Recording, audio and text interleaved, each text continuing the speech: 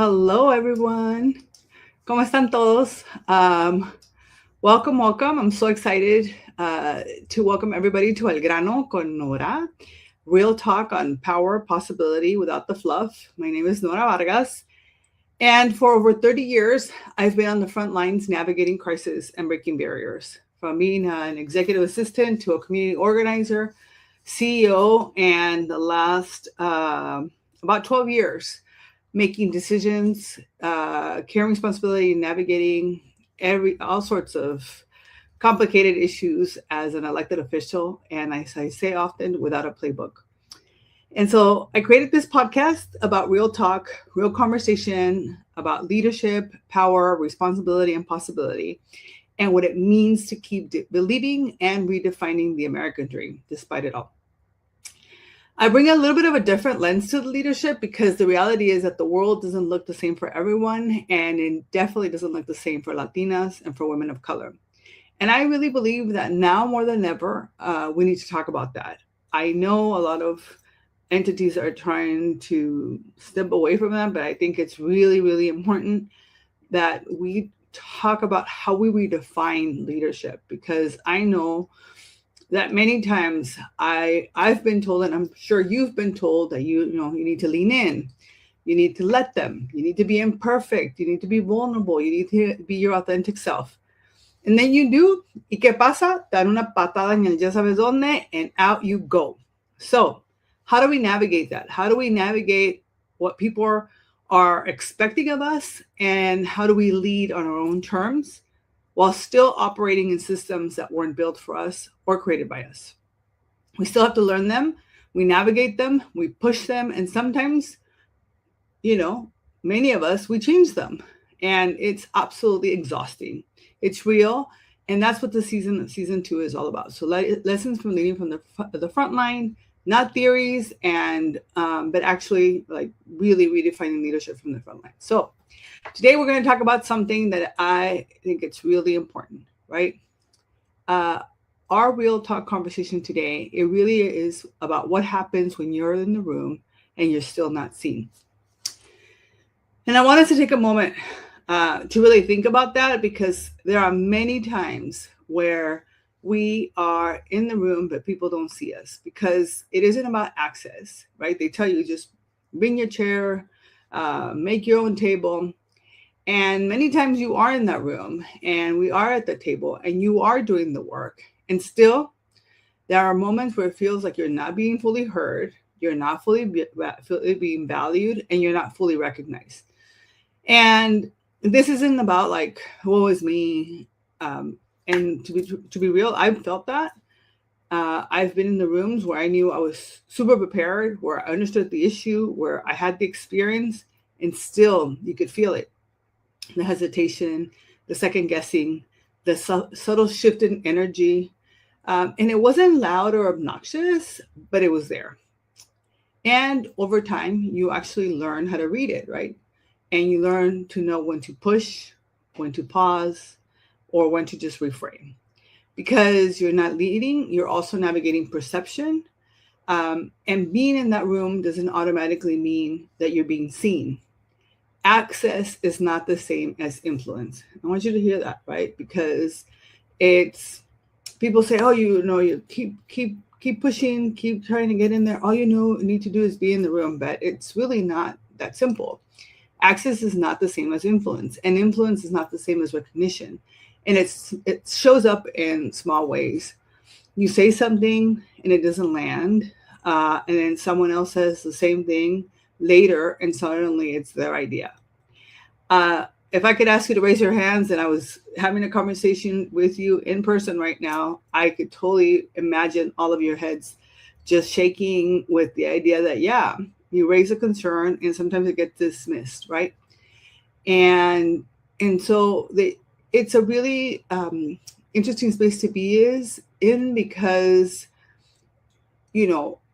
you raise it and then sometimes it becomes a problem. And then somebody says, well, why didn't anybody flag this earlier? And you're sitting there thinking, I did, I told you so, but you don't say that, right? And these moments add up. And this is not just one story, it's a pattern. And I've sat and I've been seeing across organizations, across sectors, across leadership levels. And there's a lot of talented people doing the work, carrying responsibility, and then you still get overlooked. You pass over, you restructure out, or you're replaced. And it's not because these women were not delivering. It was because of how they were being seen. And when you see that, though, you realize that at times it's not about performance. It really is about perception. And that's why being in the room doesn't always mean that you're going to be recognized. And this is where it gets complicated, because you start asking yourself, do I speak up? Do I push harder?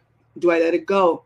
Do I adapt? Or do I stay exactly who I am? Because you want to be your authentic self, right? They've told you to be your authentic self. You want to lean in, but if you do lean in too much, then, they're telling you that, you're too assertive and too direct. And so how do we lead on these terms? Because most of the time that's really exhausting. And trying to be understood while also doing the work is really a lot. And so the tension is real. So first we must acknowledge it. And in the last episode, we talked about how we lead, right? With awareness, with responsibility, with care. But what happens when those very things aren't what gets you rewarded? And I've seen it at every level, right? In community spaces, in executive leadership, in public office, where the leadership is there, the insight is there, and the work is happening, but it's not always being named. And if we're being honest, sometimes it's not that people don't see you, is that they don't fully know how to value what you bring to the table. Because the system knows how to reward a certain kind of leadership, right? The clear hierarchy, the control, the speed. But leadership that centers people takes time, and it should be asking different questions. And it doesn't always fit neatly into these expectations. And I want you to remember that, because there's ways of making sure that if these are the circumstances that are happening to you, you actually are able to do something about it. So in the No Manches section today, I want to talk about this, right? No Manches, like how exhausting it is to have to prove yourself over and over again. Like in every room, there's a new test. At some point, it's not, about that recognition or even proving yourself. Let's be real. It's just about being able to walk in the room and being able to do the work. And sometimes, or most of the time, people are comfortably benefiting from your work without fully acknowledging your leadership, right? That part. And so what's important here? It's important to build allies. It's important to make sure that you are finding the right people to be your champions. It is important to identify how you manage up, right? In those cases where you have the answers and you're seeing like the ship navigating the wrong way, and you are able to say, actually, these are the things that we should be doing. And sometimes you don't do it in the room. Sometimes you find a way to pull somebody aside and say it in a different way. But you have to find ways to ensure that your work is acknowledged. Because I know that for many of us, right, we've been told, no seas presumida, no te creas la muy, and all that. But the truth is that as we develop and as we continue to grow in these roles, it's important to acknowledge the work, to make sure that you're getting the recognition, and to also highlight it. And so I shared with somebody the other day in one of my coaching opportunities. I said, one of the wonderful things that you should do is do a quarterly report. And I'm not making you do more work, but if you are in these roles, do a quarterly report, because monthly can be too much, where you are highlighting the great work that you have done in the last quarter above and beyond. Because sometimes we just assume that people know all the great work things that we're doing, even if they are in the room with you, but it's not always that, right? So what I want you to take from today's conversation and the granito de oro is, I want to leave you with this. If you ever feel unseen, it doesn't mean you're not leading. It doesn't mean you're not ready. It doesn't mean you're not enough. It just means you're operating in a system that actually hasn't fully caught up. So I want you to reflect on this. Think about, where are you shrinking? Where are you dimming that light because you don't feel seen? Where am I over explaining to try to be understood? Where am I caring more without naming it? And what would I have to shift if I stopped questioning my leadership and started owning it? And I understand that this puts the onus on you as the individual, and that the reality is that everybody else should catch up with us. But as we are doing that and all of that work, it's extremely important that we are seen, because leadership isn't just what's visible, it's what's carried. And that caring and what you carry can actually create resentment in those spaces. So being in the room is not the end goal, right? And just being in the room, going to the dinner, chicken dinner, all that stuff, that's not the point.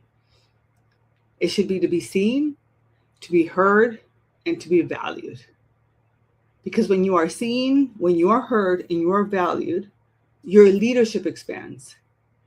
And maybe the shift is this: not changing how you lead, but changing how you claim it. Because we're not invincible. We've been invisible. We are underestimated many times, right? And that's not the same thing. Being invisible and being underestimated are not the same thing. I want you to remember that. I want you to remember that you deserve to be in those rooms, that you deserve to be seen, you deserve to be heard, and you deserve to be valued. And that is what we are doing to make sure that we are redefining what leadership looks like despite it all. So let's keep going. Make sure that if you enjoyed this podcast, you share it with your friends on all of the mediums where podcasts are listened to, right? On Spotify and Apple. And share it with your friends. Give me feedback. Let me know what else you want to listen to. But mostly, I want to make sure that you are seen, that you are heard, and more importantly, that you continue to grow so that you can make sure that you're leading the teams and you're leading our communities the way our communities deserve. Thank you so much, and I hope you have a fantastic day.